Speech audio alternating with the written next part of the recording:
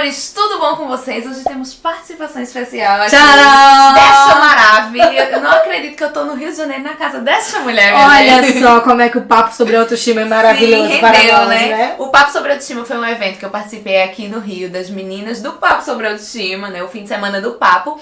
E aí eu conheci essa preciosidade, disse, não, Eu a gente tem que apaixonei gravar. por vocês, gente. A gente tem que gravar. E aí eu trouxe Mari pra falar um pouquinho. Eu perguntei no Instagram, vocês me responderam, me disseram que o que mais vocês querem que ela diga por aqui é como é essa tua relação com autoestima, com moda também. Então a gente vai conversar um pouquinho sobre isso agora, né?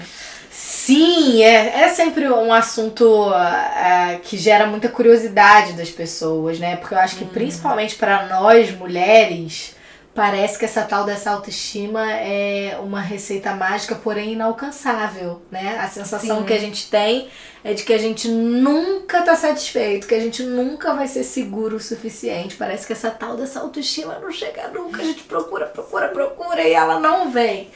E é legal a gente falar disso, porque não é essa pílula mágica, né? Não é uma coisa... Às vezes as pessoas me escrevem também falando, como você fez pra aceitar seu corpo? Como eu faço pra ter autoestima? Como se tivesse um tutorial. Uma receita, né? Como se tivesse uma receitinha de bolo pra resolver isso. E não tem, né? É um processo de autoconhecimento, é um processo de olhar pra você e se enxergar como um ser complexo que todos somos, com luz e sombra, com coisas boas e coisas ruins, né? Eu gravei já há uns anos o Estrelas com a Angélica e a gente falava sobre isso. O que é ser bem resolvida? Eu falo, olha, se as pessoas acham que ser bem resolvida é achar que tá tudo perfeito, não querer mudar nada, então eu não sou bem resolvida.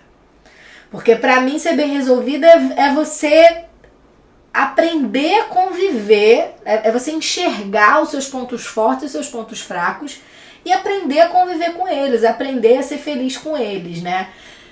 Foi um processo, é um processo, não é todo dia. Sim. Tem dia que a gente acorda se sentindo um lixo. Eu falo que é muito importante a gente falar isso. Porque, você se acha linda, maravilhosa todos os dias do ano, todas as horas. Não, claro que não. Eu aposto que com você também não é. Sempre. Inclusive em outras questões que às vezes a gente acha que não pode sentir, como por exemplo, a gente tava conversando aqui em off, e aí eu percebi muito na conversa da gente que você ficou falando, não é porque você não é lida como uma pessoa gorda, como por exemplo, eu não sou lida como uma pessoa gorda, mas eu tenho meus problemas com o meu corpo, e às vezes eu fico me punindo, eu não posso ter isso, eu não posso estar pensando isso, eu não posso não gostar dessa minha dobrinha porque eu não sou gorda. E não, você pode sim ter esses momentos também, né? Claro, eu fiz... Lá no meu canal tem acho que é o vídeo mais... Acho que é o recordista do canal atualmente, que é o Tour pelo Corpo, né? E eu fiz muito sincerão, assim. Eu fiz muito verdadeiro, falando para as pessoas do que eu gosto, do que eu não gosto. E acho que esse que é o ponto, sabe? Tipo, eu não gosto da minha barriga, me incomoda a minha barriga, mas eu vou deixar de viver por causa da minha barriga? Não vou. Esse é o ponto, sabe? É se entender, entender esse conjunto da obra e falar, olha, isso aqui dá pra mudar. Isso aqui vale a pena tentar mudar. Isso aqui não, é melhor eu conviver com isso dessa maneira. E isso vale não só pro nosso corpo, mas para as nossas características morais também, né? Pra nossa forma de lidar com o outro. Porque a autoestima não é só corpo. Isso não é só autoimagem, meu Deus, isso parece que a gente tem que ficar repetindo, porque virou isso. A autoestima é amar o seu corpo. Não! A autoestima é o que faz você ter vontade de se cuidar, ter vontade de conquistar coisas, ter vontade de empreender, ter vontade de achar o seu lugar no mundo. Mas eu acho que isso aí vem muito com a internet também. Eu acho que é um pouco um resquício de uma coisa ruim que a internet trouxe, que todo mundo quer praticidade, que todo mundo quer tutorial, quer 5 passos pra fazer qualquer coisa na vida. E aí a gente acaba resumindo muitas coisas. Por exemplo, misturou a internet com os coaches. Sim. Aí pronto, a combinação bombástica. E uma coisa que eu percebo muito isso também dentro da minha militância, dentro da minha vivência, é a palavra, por exemplo, empoderamento. Que é uma palavra que eu carrego no blog, mas que eu percebo que ela vem perdendo um pouco um sentido em determinadas colocações. E é a mesma coisa que acontece com a autoestima, né? Eu tive uma aula sobre empoderamento, inclusive com Joyce Bert, autora do que é o empoderamento. E, nossa, eu mesma percebi que eu usava de uma forma completamente leviana, né? assim, Local sabe? de fala, superficial e tal. E é isso, as pessoas acham, autoestima é corpo, e não é muito mais do que isso. Então, eu vim num processo de autoconhecimento, não fui gorda a vida inteira, tive que me adaptar a esse novo corpo, entender o que me levou até ele. Acho que isso é uma coisa fundamental da gente pensar, que todas as nossas escolhas, inclusive as ruins, trouxeram a gente até onde a gente está. O nosso corpo carrega a nossa história e a gente precisa olhar com um pouco mais de carinho, um pouco mais de compaixão para a nossa história. Entender que aquilo que a gente fez, que fez a gente emagrecer, que fez a gente engordar, que fez a gente alisar o cabelo, que a gente fez, seja o que for, né? Aquilo era o que era possível pra gente naquele momento.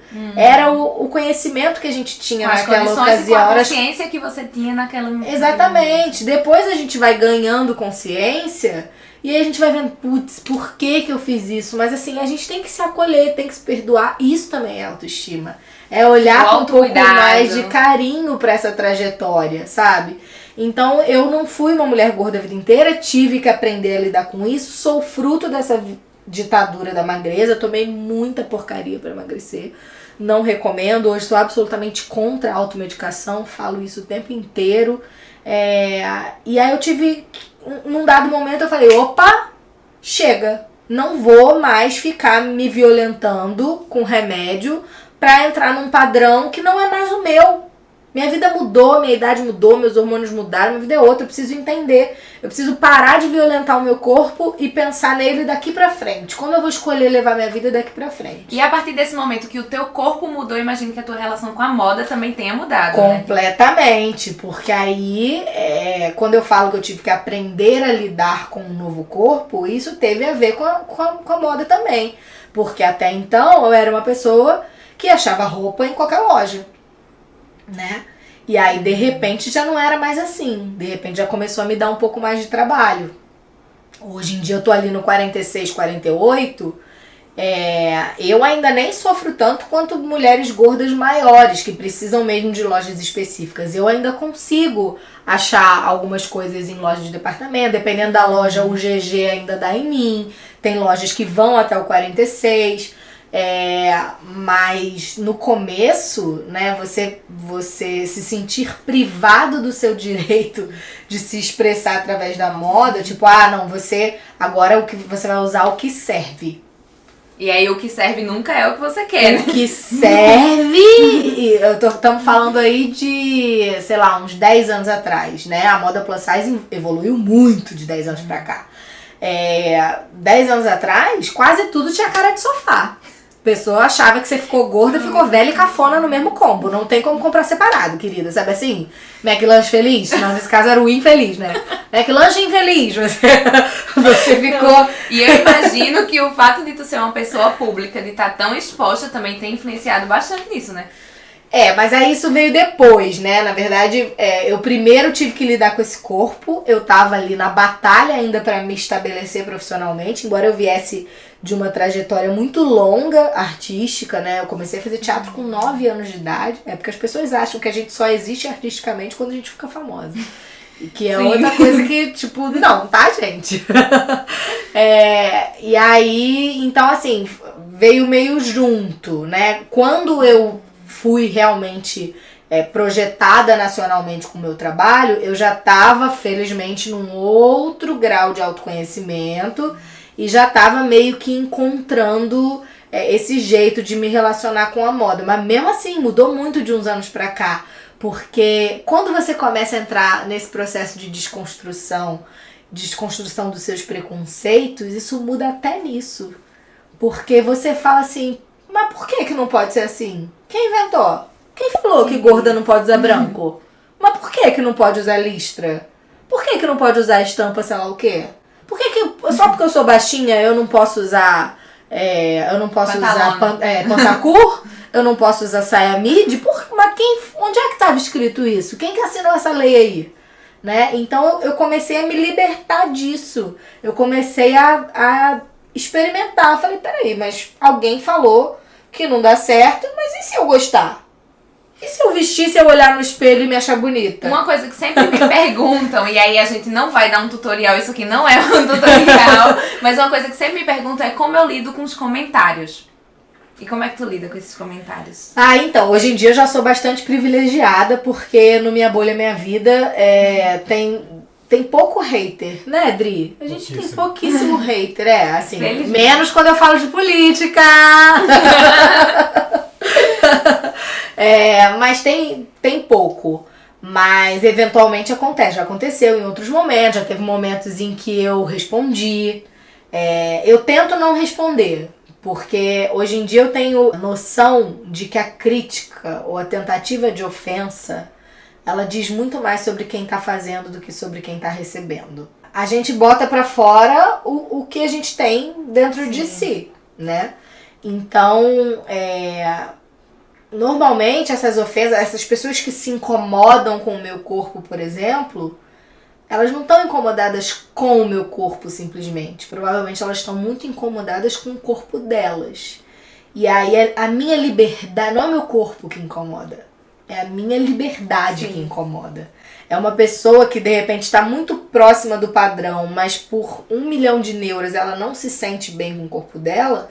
Ela olha pra mim e fala, como que essa gorda pode estar se sentindo bem, pode estar ali sorrindo de biquíni, se eu que sou magra tô aqui sofrendo, não tenho vontade, não tenho coragem de botar um short. Então, isso diz muito sobre elas. Então, a gente tem que respirar muito fundo, né? E entender que, cara, isso é sobre ela. Claro que a gente não tem sangue de barata.